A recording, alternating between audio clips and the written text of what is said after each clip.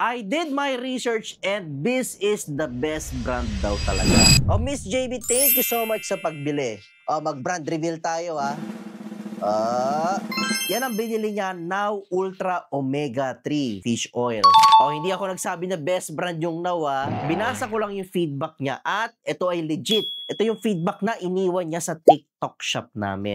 Ang kinaganda kasi sa Now Ultra Omega 3, mataas yung DHA EPA niya. Ito kasi yung content ng Ultra Omega 3, 500 mg na EPA and 250 na DHA. At isa pa sa kinaganda ng fish oil na to, nakalagay dyan, odor controlled. So, ibig sabihin, no fishy burps. Nakalagay din dyan, enteric coated. Ipakita ko sa inyo yung itsura ng enteric coated soft gel. And i-compare natin siya sa regular fish oil soft gel. Ayan.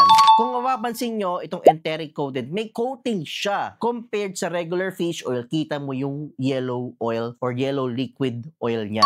And lastly, kinaganda rin sa Now Food Omega 3, halal ito. Ibig sabihin, pwedeng-pwede sa mga Muslim nating brothers and sisters.